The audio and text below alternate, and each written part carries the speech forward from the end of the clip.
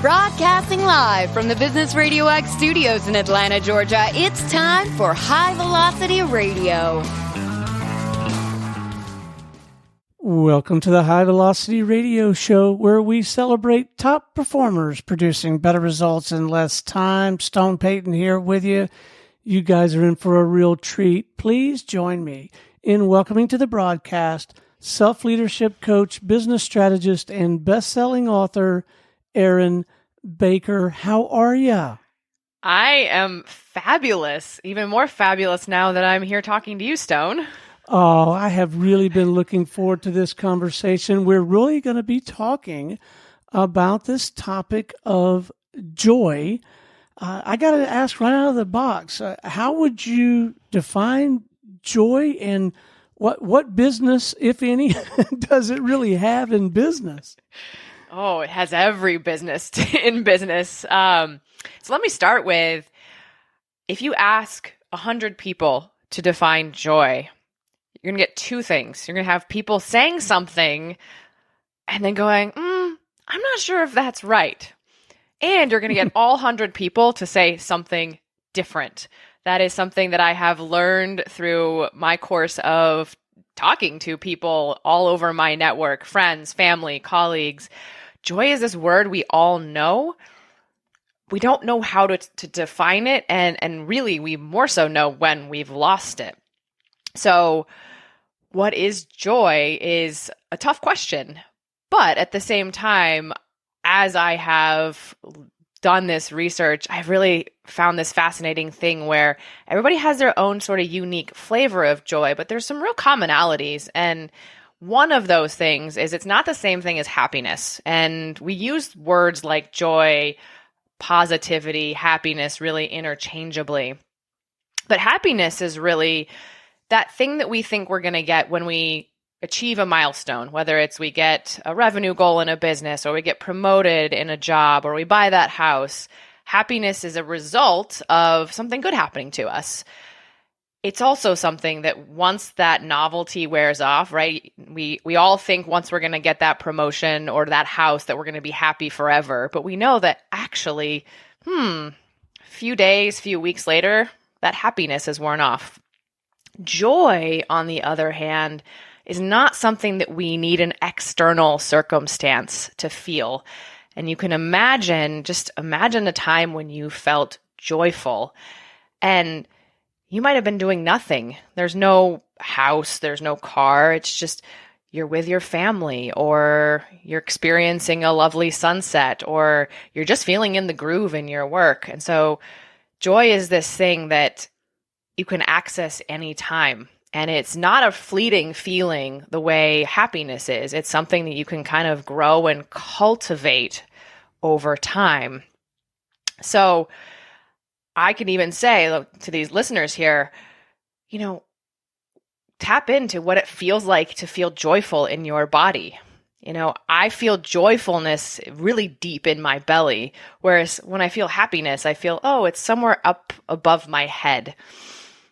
And now imagine you can tap into that feeling of joy at any moment. So that's your first question. I know that was a long-winded answer, but joy is a very complicated thing that shouldn't feel complicated. What does it have to do with business? Well, everything. I'm going to put it to the listeners out there who have businesses. What's the number one reason you got into business? I'm guessing it has something to do with this word joy. Whether or not that is in your vocabulary, could be freedom, could be autonomy, could be creativity, could be independence. All of those roads lead back to the sense I want to be joyful in my work. I want to be lit up. I want to be having a good time. I want to be playing to my strengths and doing the things that matter to me. And how many people out there started their business for joy, and then got into the strategies, the tactics, the revenue generation, the milestones, the things that we think are going to make us happy, right? All of a sudden, the joy's gone. And what are we doing? We're miserable, or maybe not miserable, but we feel, like, what do I want to do here? So joy is everything, because if you don't have joy in your business, you're not going to be there 5, 10, 15 years down the line. And we know that business is hard and many businesses fail all on their own. Can you imagine showing up miserable for years? I can't.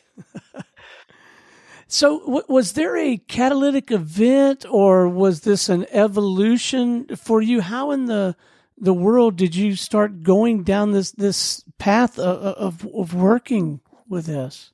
Yeah. So I will say out front, we're talking about joy being this hard to define thing that we all kind of know when we've lost it. I didn't have the word joy in my vocabulary when I started my business. And in fact, I had a friend who is all about joy. He wants to lead the world joy movement. And this is a guy who has a smile that's bigger than his face. And I thought, yeah, okay, that joy thing, that's for him, but doesn't resonate for me. And then I started writing a book a couple of years ago. And as I was trying to put together, well, what is it I have to say in this world? What do I have to contribute? I started looking back at my business, and I got colored pencils out and I looked at milestones, when things were going well. I looked at when things weren't going well. I looked at lessons I learned all along the way. And it took it took about a year to kind of come to realize that what was happening when I looked backwards was when I followed my joy, when I followed what lit me up, what was important to me, when I got in touch with how I do things best, what's my way of doing things, that's when things got really fun and I got more successful. And it was those times where I lost the joy, where I got really trapped in, this is what I'm supposed to do, or this is what I should do, or this is what good business owners do. When I got trapped in, or here's the goal I'm going to chase because I'll be happy when I get there. When I got trapped in that, that's when everything started to fizzle. And so it just was a very personal way of looking at it. And then I just started looking at other clients and other colleagues and found, wow, this is a pattern.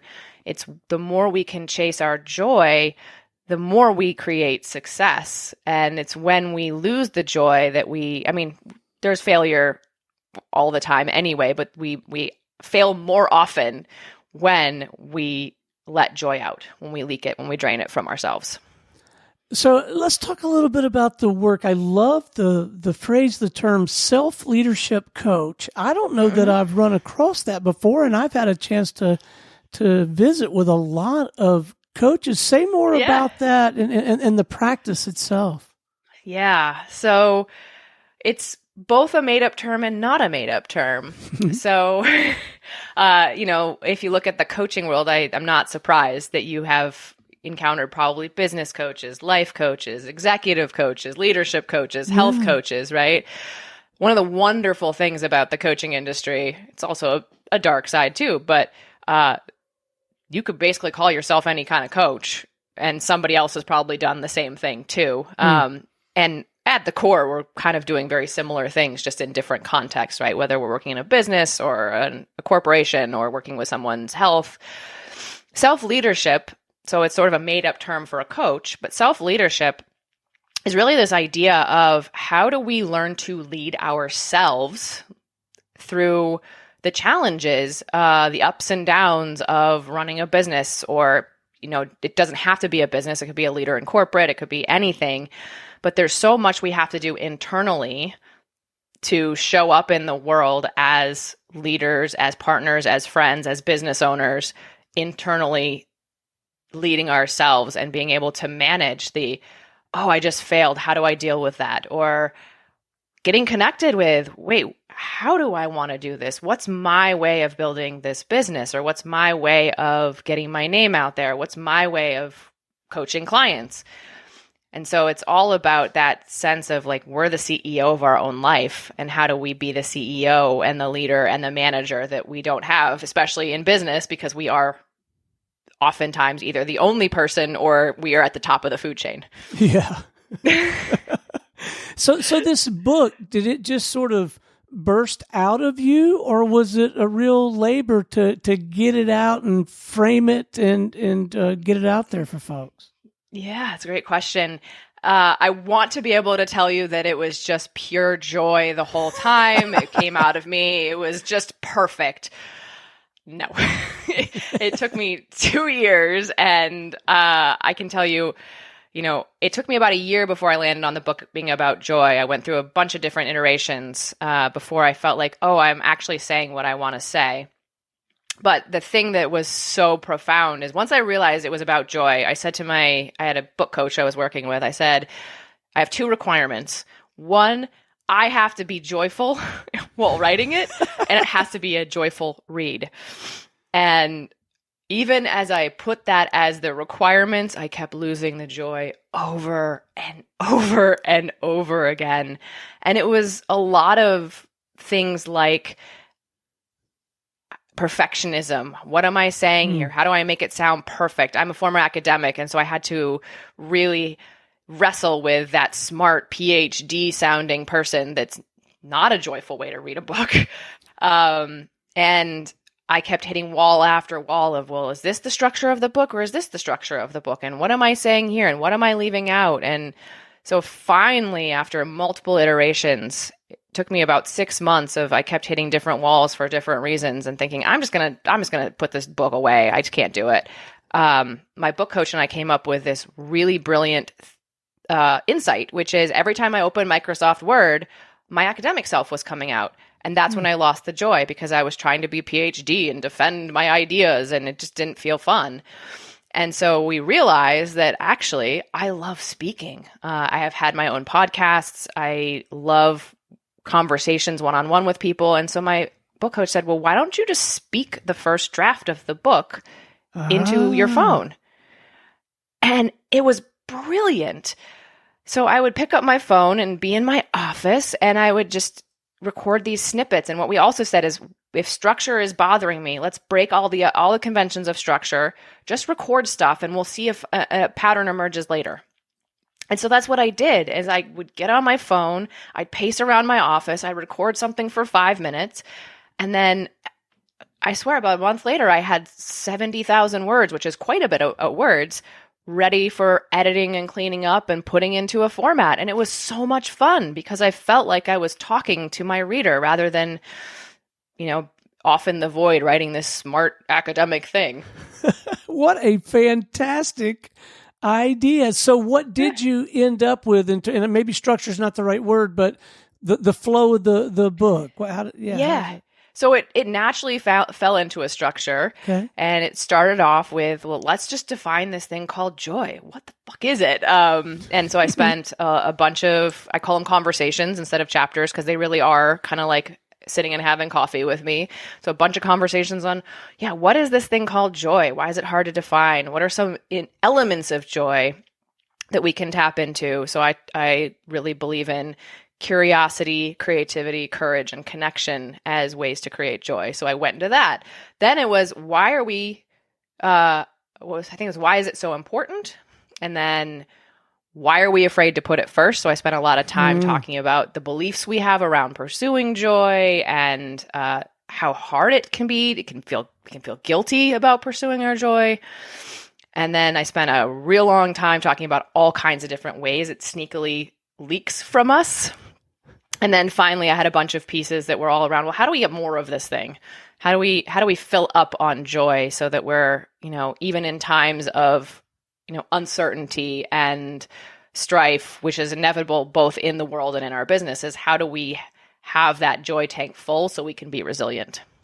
So I think I'm hearing very clearly that your assertion is that joy really can be something we do with intent. It can actually qualify as a strategy or a set of strategies, yeah? Yes, absolutely. And I will qualify that with, that doesn't mean that we throw out other strategies. Okay. Some people will come, that's one of their buts, right? Well, if I put joy for it, what about these other tried and true business strategies?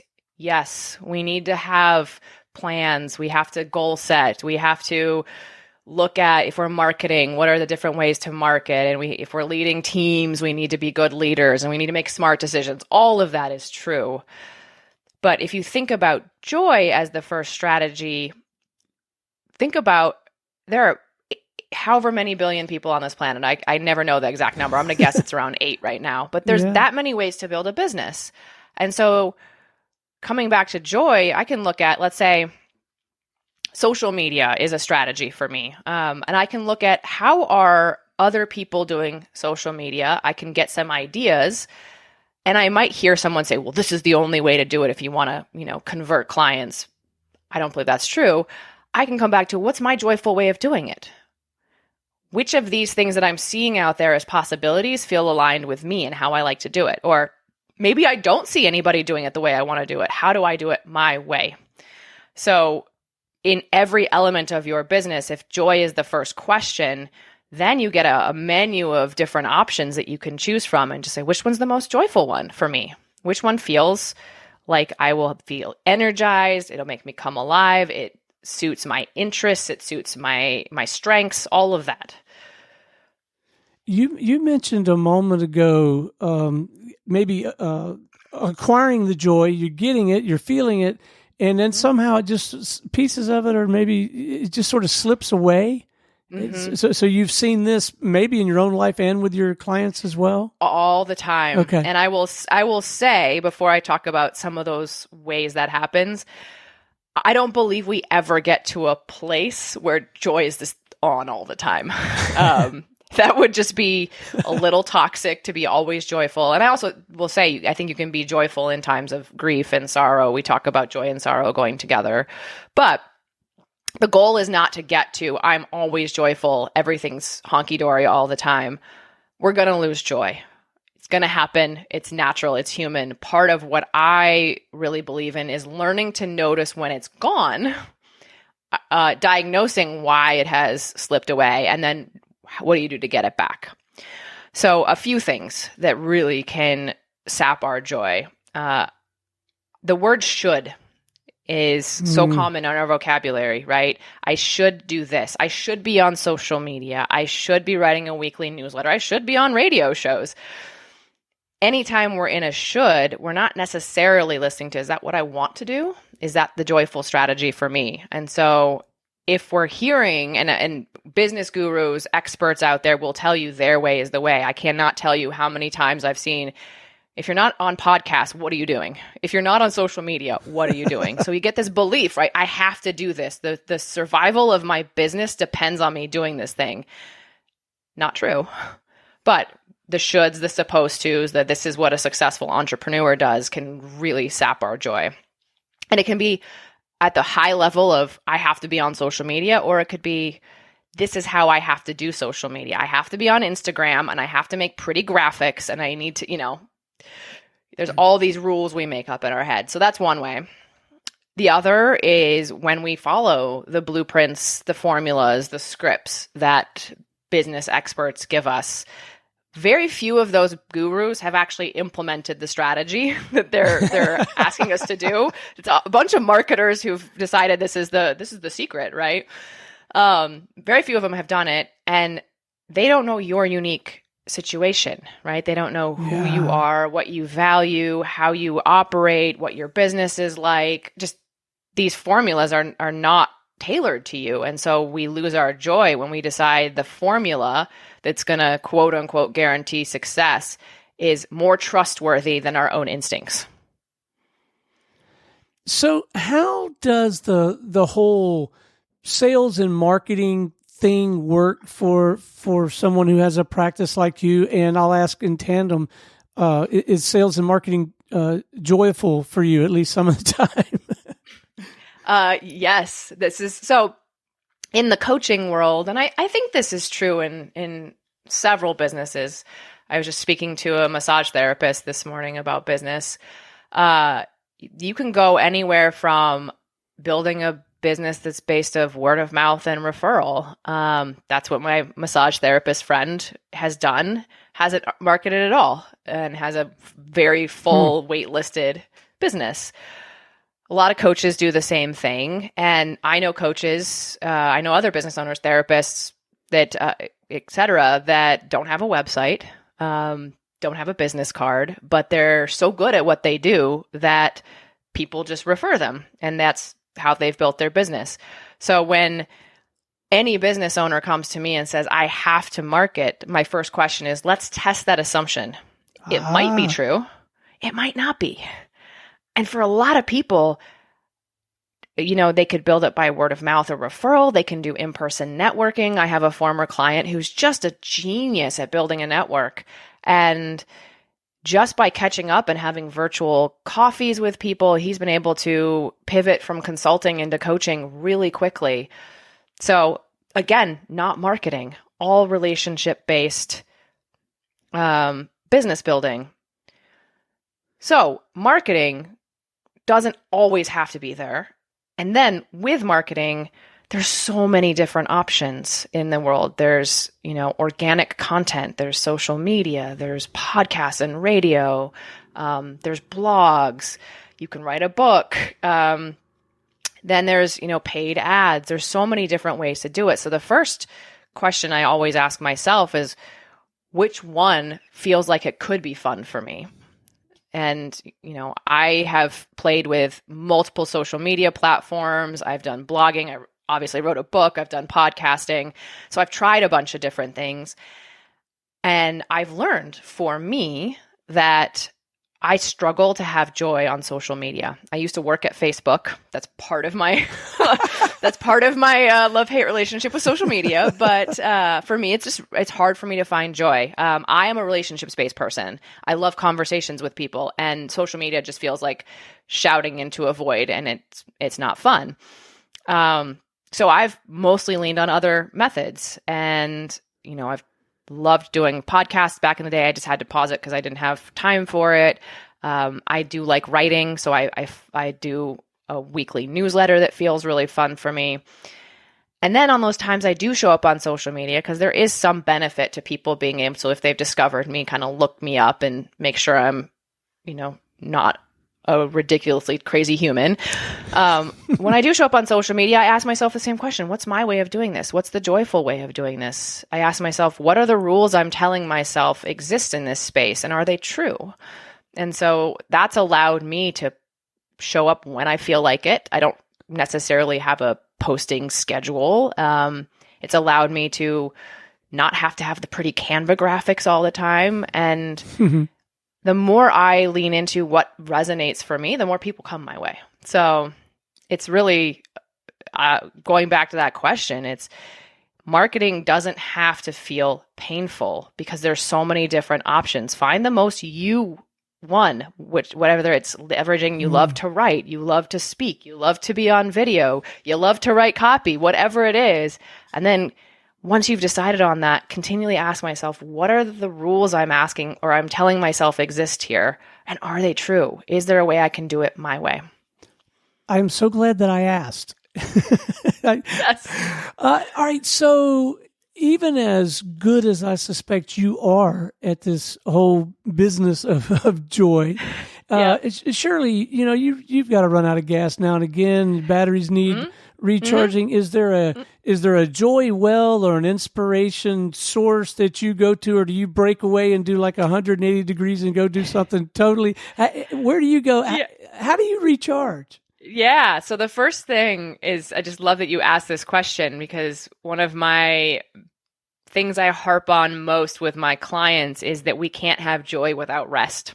And rest is really hard for a lot of us, because we're so programmed into being productive all the time and gritting through. And when we rest, we start feeling the aches and pains that we've been muscling through, and we start feeling the feelings that we haven't, felt in a long time. And so it's really, really uncomfortable for people to rest, but it is absolutely imperative. Just like an athlete, I have a really good friend who was a professional soccer player and did Ironmans, and he taught me that rest day is a training day, because your muscles can't grow unless you rest. Yeah. And so I think the same way with joy is you've got to rest for the joy tank to be replenished. And oftentimes it's more than you think you need. And you have to battle all of those demons in your mind that are telling you, you're lazy, you're no good, get back to work. So I ask myself almost every day, does my body need rest? And that rest could be all day. It could be I take a walk. It could be anything. And then from there, I do believe we can fill up on joy. I love this idea of a joy tank, and it's not one that we drain like a gas tank. We wait till we're on empty to fill it up. It's more like how we hydrate ourselves, right? Where we kind of need to always have some water in our system. If we get too dehydrated, filling up is not going to feel good. So I think there's these 4 ingredients of joy that I think are really important. So I'll repeat them again, which is connection, which it could be connection to self, could be connection to other people. It could be connection to, spirit, God, higher power, whatever you believe in. Then there's curiosity, creativity, and courage. So every day I will ask myself, what's one tiny act of connection I can do today? So that might be I meditate, connect to myself. Could be I go on a walk. Could be I send a text to a friend and just say, hey, thinking about you. The next is, what's one tiny act of curiosity I can do today? What can I be curious about? It might be, I wonder what I want to post on social media, or I wonder what would happen if I tried something new in my business. What's one tiny creative thing I can do? And we're creating all the time. This is not art. It doesn't have to be, painting, dancing. It could be, you can create space even. You can create, I can write down something I can journal. I can create a single line that is an insight of mine. And then the last one, courage, which courage is, oftentimes people look at me funny. Why is courage part of joy?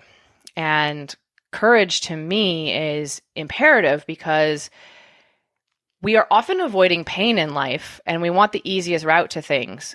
But if you look back on your entire life, the things you've been most satisfied by were the things where you overcame an obstacle, or you leaned into fear, or you took a risk, right? So we need to step into courage in order to feel joy. And so I think it's one of the most underrated but important ingredients in this joy equation. So I ask myself every day, what's one tiny act of courage?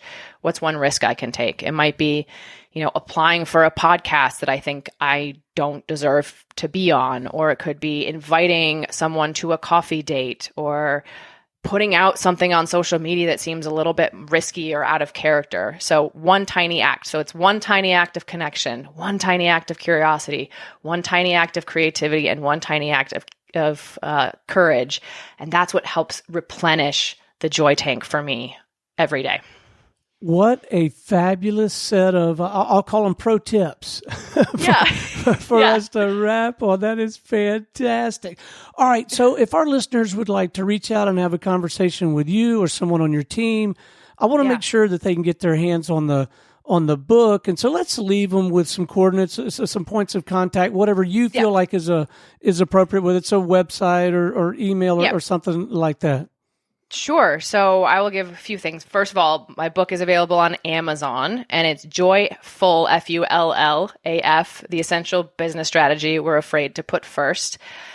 If you're the type that likes to do email or websites, you can find me at erinmbaker.com, and you can email me at erinmbaker.com. And if you like social media, I do hang out on Instagram at Dr. Erin M. Baker. And one of the things I love is connecting with people. So if you want to drop me a message and say, wow, you had this insight, or, hey, I'm struggling with this particular thing in business, can you help? Send me a message. I really love meeting new people and connecting that way. And connection is part of my joy. Well, Erin, please stay on the line even as we go out. But I got to say, this has been an absolute joy. I was going to say delight, but I think I'll say joy. Yes, and very similar. No, the work you're doing is so important, and we sincerely appreciate you. Thank you so much. Yeah. Well, thanks for having me on, Stone. This was very joyful for me as well. All right. Well, until next time, this is Stone Payton for our guest today, Erin Baker, and everyone here at the Business RadioX family saying we'll see you in the fast lane.